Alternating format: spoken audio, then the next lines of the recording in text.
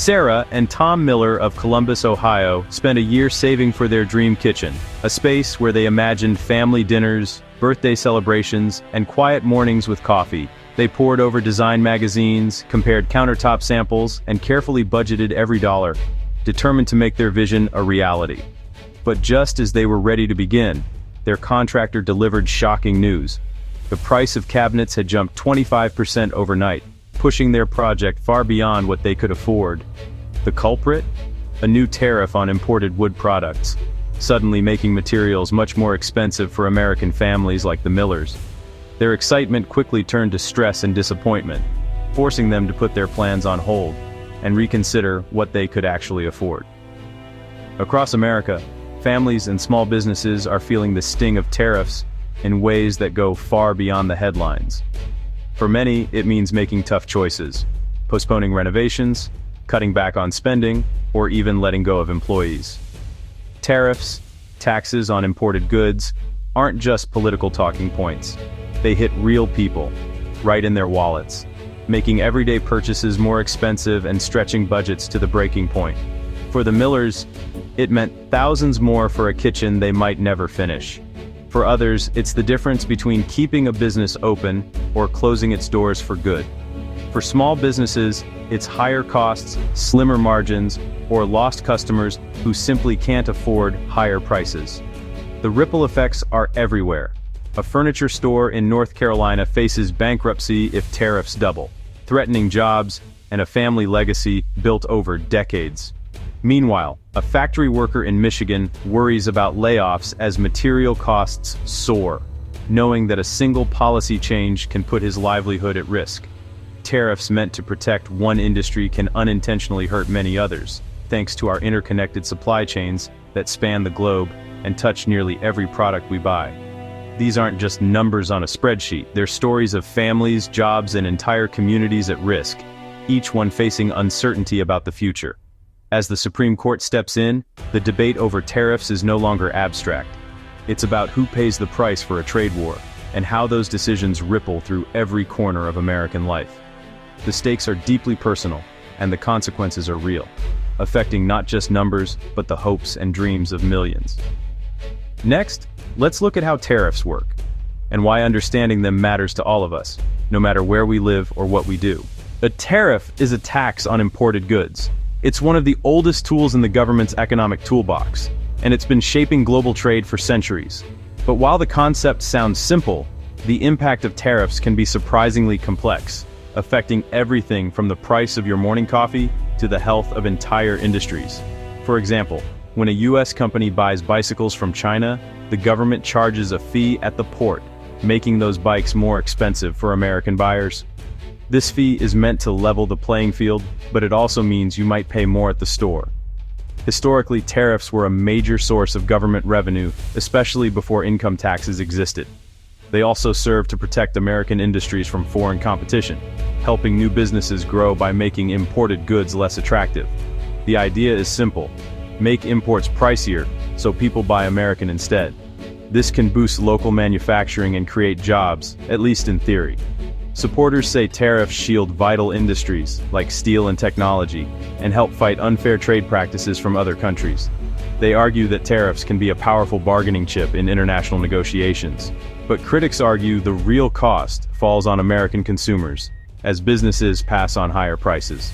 Small businesses, in particular, can struggle to absorb these costs, leading to higher prices for everyone. Tariffs can spark inflation, making everyday items more expensive. From groceries to electronics, the ripple effects are felt across the economy, sometimes in unexpected ways. They also invite retaliation. If the US taxes Chinese bikes, China might tax American soybeans, hurting US farmers. Trade wars can escalate quickly, impacting jobs and livelihoods far from the original dispute. The Trump administration's sweeping tariffs aimed to reshape global trade, but they triggered chaos, higher costs, global retaliation, and legal challenges. Businesses scrambled to adapt, and global supply chains were thrown into disarray. What started as a targeted tool became a blunt instrument, affecting everything from electronics to groceries. Suddenly, tariffs were touching nearly every part of daily life, not just a few select industries. The result? a legal showdown that landed at the Supreme Court. The question: how much power should the government have to impose tariffs? And who really pays the price? Tariffs are more than economic theory. They're a force shaping our daily lives, influencing what we buy, how much we pay, and even the jobs we depend on. Now, let's see how the courts responded, and what it means for the future of trade policy in America. The legal fight wasn't about whether presidents can ever impose tariffs. It was about how.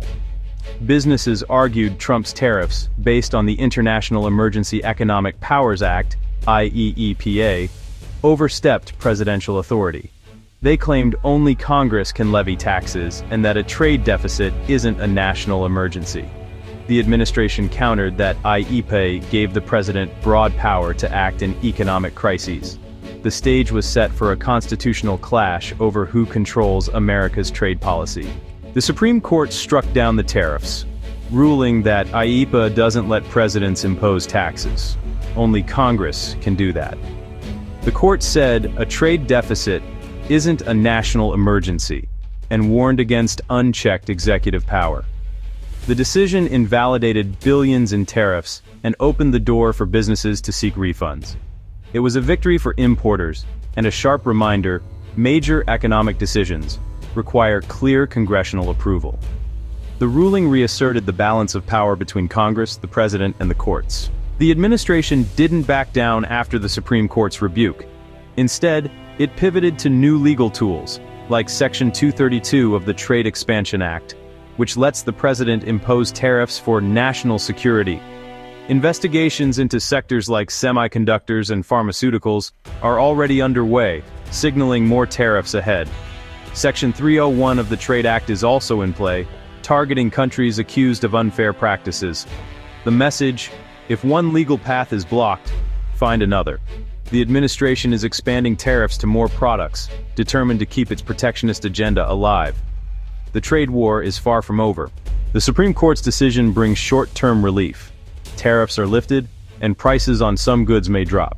Consumers might feel a slight ease in their wallets as they shop for everyday items. However, this relief could be fleeting. But the administration's new strategy means more tariffs could return, keeping prices high and uncertainty rampant. This back and forth creates a volatile environment for businesses and consumers alike. Businesses can't plan ahead, unsure which products will be hit next.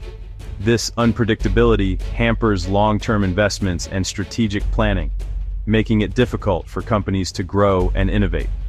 For workers, it's a mixed bag. Some industries are protected, but many more face higher costs and potential layoffs. Job security becomes a major concern, affecting morale and productivity.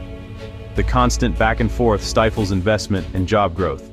Investors are wary, and the economic landscape becomes increasingly unstable.